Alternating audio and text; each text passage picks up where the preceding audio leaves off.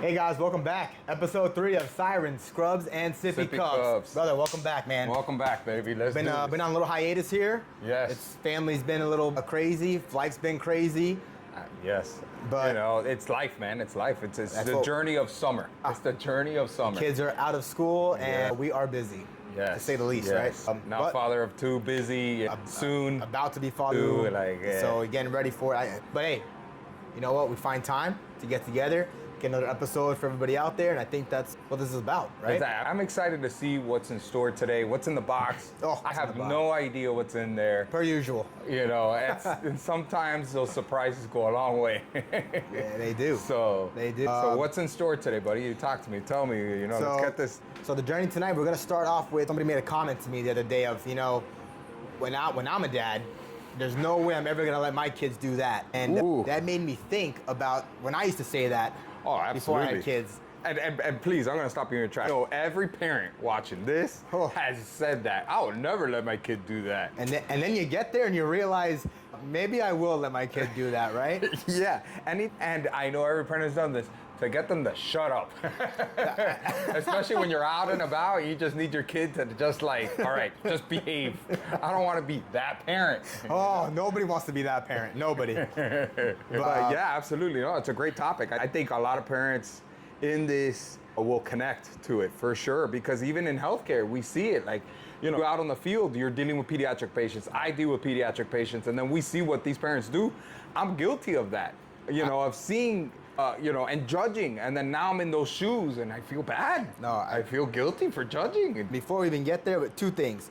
First things first, shout out to Morgan Wallen and that new Miami remix, Fire. First of all, absolutely, been crazy bro. for that song. Number 2, as always, I just want to reinforce our Cheetah Can sponsors. First 50 subscribers to Cheetah Can, not to Sirens, Scrubs, and Sippy Cubs. Right? Yes, you will get the Yeti when you subscribe. Cheetah Can is going to be officially launching real soon, real soon. So whoever subscribes, my first 50 subscribers will definitely get it. I know I'm excited for it. So. Absolutely. Cheetah Can. Cheetah Can. And I know those who have watched the short of the Roman soldier the Roman talking soldier. About this. He was pissed. He was pissed. He thought he was getting He said, come on, man. That was a good one. That was a good video there. Yeah. AI is real, man. AI is real. The stuff that it does. Hey, come on, man. We're not even going to talk the elephant in the room. Conor McGregor talking trash about us? Come on, man. We go way back, though, me and that boy. He's a good dude. Hey, you know what? That's what he does. He talks trash. Even bad gossip is good publicity. Is that what they say? Something like that? Hey, what happened to the CEO? Man. Bad. Funny story. Coldplay just played in Miami yeah, absolutely. this past weekend. Absolutely. Were you there? No, but my mother-in-law went. Which is a nice but it was, apparently it was a really good concert. Apparently Coldplay plays legit. I can see that. I feel like I can see that, It's not our type of cup of tea, but at least it's all right. It's all right. I could see them putting on a good light show, a good concert out there, Yeah. Well, moving on from the Coldplay. So back to the topic of things we said we would never do as parents that we are doing right now. And one of the first things I'll admit to, I said I would never do. I used to tell my wife, I said, hey, no matter what happens, let's not be these parents that go to dinner and give their kid an iPad or a cell phone to be on the phone or an iPad during dinner, right? Yeah. I used to say that all the time. I say, hey, let's have family dinners. Let's be involved, our kids, and, keep them occupied, but we're keeping them occupied. Exactly. Not keeping them occupied. Exactly. Not being almost brainwashed, if you will, just sitting there staring at a screen. But I will be the first one to pull that thing out when we go to dinner now. And my kid starts acting up. I'm like, yep, hold on. Bink. And there we go. Now I can enjoy my meal. My wife can enjoy her meal. Everybody else in the restaurant can enjoy their meal. And my kid's good, right? That could be that person right next to you. Works very hard for that paycheck to sit at a nice restaurant and eat out. They have probably done that in maybe months. And now I'm that parent, right? That parent that brings the screaming kid. But we're all guilty. And I've done it myself too. We try, at least in our household, we really do try hard to be. My wife is really good. I give her a lot of credit. I love my wife. She's phenomenal with that.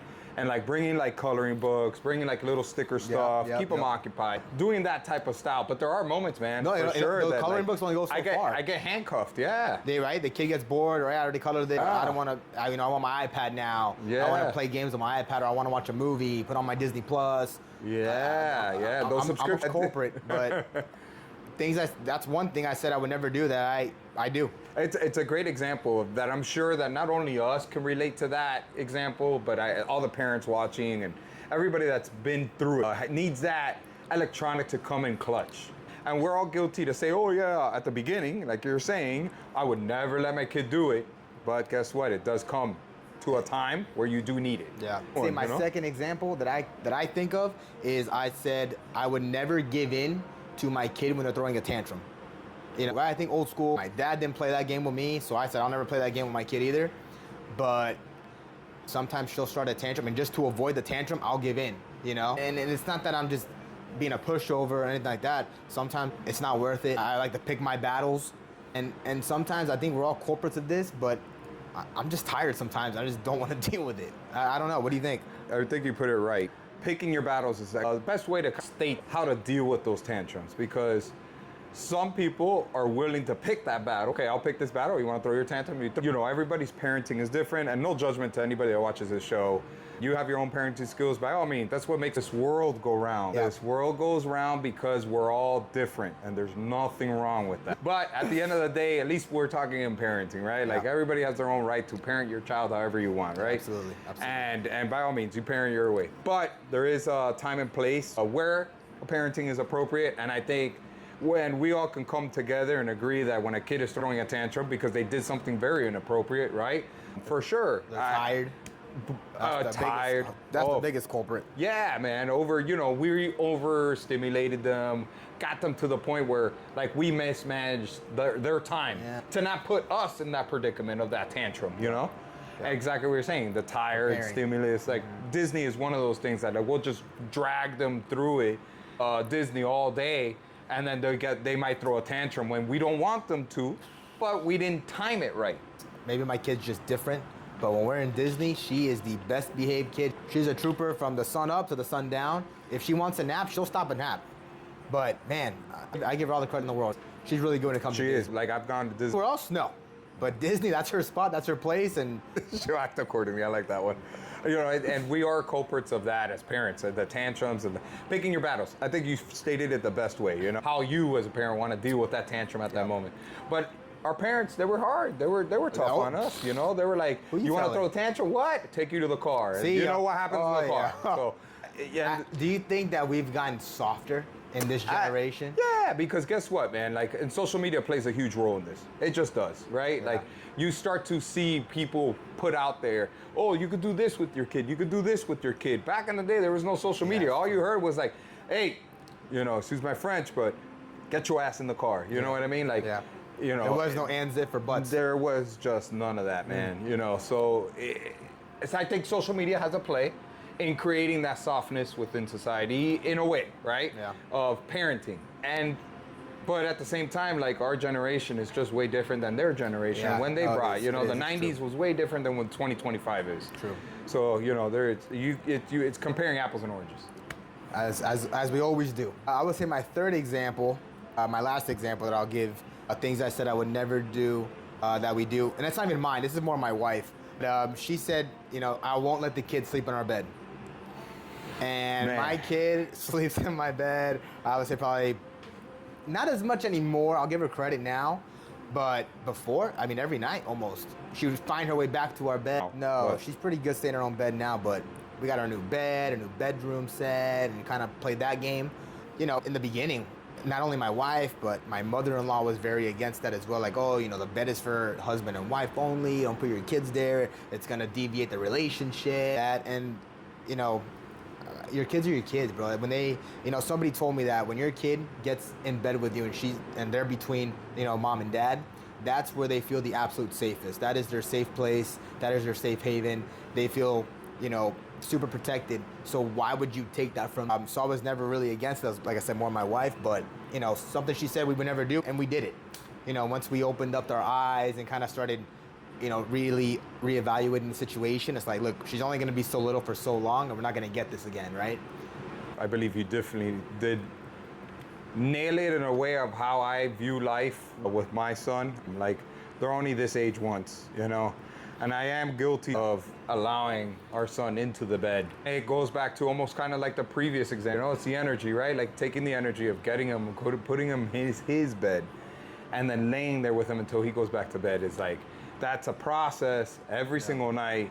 And you state the cards of how they are. Sometimes we just don't want to deal with it, man. Sometimes we just don't want to deal with it, and it's just easier to put him in bed, let him knock out, and you knock out. But can it create a rift? Yeah. Between husband and wife, absolutely. If you allow it, yeah. If you allow it as a man, as a husband and as a man, if you allow that to be a reason to cause a rift, then by all means, that's the situation at hand between that marriage. Yeah. But at least me and my household, it just won't. Like, that won't be it, because there's many reasons to possibly cause a rift, and that's not one of them. Like, to blame my son being in bed and that causing a rift, no, you're good. Guys, put in the comments something that you do that you thought you would never do, but now you do. We want to hear about them. Yeah, we want to hear the different situations that you guys as parents have gone through, and it doesn't matter, even if it was right or wrong. You were brought up with your grandparents. It could be something like, your grandparents did to you, and now you're like, you don't want your parents to do that to your kid. It helps out the algorithm to the podcast. It keeps you guys engaged, and that's what we want with this. And just hear, it's stories. We love it. Yeah, we do. You have any other examples of this? Man, examples, I mean, a huge one of like, one that can hit many soft spots for many people, because it is a soft spot, is maybe pacifiers, bro. Oh, you don't got to tell me. It's one of those things that, like, it kills me to have taken away the pacifier at my son when he was younger, knowing I had it when I was older. And, like, I'm guilty of, like, having him have a pacifier even when he got to the age he did, Dude, my kid still has one. I had one till I don't even remember. I was old enough to remember I had a pacifier. My family didn't do that to me, and I feel terrible doing that to her. And that was just kind of the. And then now with the new one, he's got his pacifier. I knew I was gonna lose that battle. So now we're gonna kind of wait maybe another year, and so that way it's not a fight, and then try to play that game. And maybe you kill two birds with one stone. That's kind of the plan. With both of them, and it's like, oh, look, your sister doesn't have it, you don't have it, or look, your brother doesn't have it, and it might help you out, bro. Yeah, it might help. But it was one of those things that, like, I as a parent would never let my child have a pacifier, whatever age, 4, 5, 3 years old, whatever it is. Some parents are more strict than others, but that's what makes this world go round. But it's one of those judgment things that people pass judgment super easy when you're not a parent, And that, a culprit of that, I saw it when I worked in peds, I was like, I would never let my kid do that or act like this or act like that. And, especially in a professional setting with, healthcare providers like your doctor or provider or nurses, hospital staff, it's a hospital setting, so it's a professional setting. So you never wanted your kid to act like that. And then when I have my kid in those settings, I'm like, hey, there's no ifs, ands, or buts. You're sitting right here and not moving, So. Yeah. How far we've come. To realize how wrong we were. Yeah, man. Right? The parenting's not easy. No. And it's so easy to judge not being a parent, right? Yeah, bro. Yeah. Honestly, those watching that don't have kids yet, it's a journey. Enjoy it. They're only little so long. And I always get told that by the experienced parents that, when we're out and about, when we're in Disney, it's like they see them having a good time and they're like, they always say it. They grow up fast. Look at my kids, And they're in Disney with teenagers, and they're like, hey, man, enjoy it. And it's like, you feel guilty telling your kid no or something. That's why on vacation, I'm super lenient on vacation. Like, if she wants dessert for breakfast, chances are that's what she's going to get. It's vacation, right? There's really no rules on vacation. You want to make it fun and enjoy it. So it's a little different. But, yeah, man, you're absolutely right? They're only little for so long. So enjoy it. Don't be so worried about the little things. Absolutely. Enjoy it. Because those little things won't happen again, That attention on you as a parent is only there so long. You're only their best friend till what, maybe 10, they say? Yeah. And after that, they're going to find a new best friend, and we're gonna be just chopped liver. Yeah, absolutely. It'll be like, hey, Dad, you got the $20? And I'll be like, whoa, $20? I used to have to, at the end of the day, wash 2 cars and cut the lawn for $20. And yet again, the $20 back in the day used to take me on to get food and watch a movie for two people. Now $20, $20 won't even get you a movie ticket. Crazy. So, but yeah, man, parenting is fun. Parenting is fun. So I'll give you this question now. You know, you're about to be a new dad again, right? You got your new son coming. Do you believe when you had your first son, I used to work night shift. Do you believe that working night shift prepared you for being, in a lack of better words, a nighttime dad, right? Getting up in the middle of the night with a newborn and stuff like that. I know that's a really difficult process for a lot of people, for a lot of parents. Do you think that our careers, our jobs, helped us more, or do you think it hurt us more raising our kids? No, I think our careers have allowed us to, when we are called upon, we take action. We're like the solution finders. We provide the need, we're there. That's what we do for a living. So I don't know if necessarily like night shift helped, but I would say for those working night shift, that's more of the question, right? Like the night shift really helped me for nights. Yeah, exactly. Did it help you take care of them at night, waking up in the middle of the night and you know, being a dad at that time? Yeah, I guess yes, because at the end of the day, like I knew how to handle nights. Like with my first kid, like now I'm working days, so my circadian rhythm in reality has switched back to day shift and like sleeping nights. But at that moment, to answer your question, at that time, I was able to hack it perfectly fine. Yes, it took a toll because you would work nights and then you would have that issue of nights and you know, of working nights and then you need rest and then you don't rest and then you're up at night. But luckily, more often than not, usually the kids grow out of that stage eventually. Pretty quick. Huh? Pretty quick. I mean, I'm still waking up at least once a night. We're going to once or twice a night is not that bad. No, I go to bed late. Yeah. And then I'll wake up that one time. But waking up and running calls in the middle of the night has definitely, I think, helped me at least function, like know how to function, right? I do it all the time at work for random people, so I better get up for my kid, right? That's what I tell myself.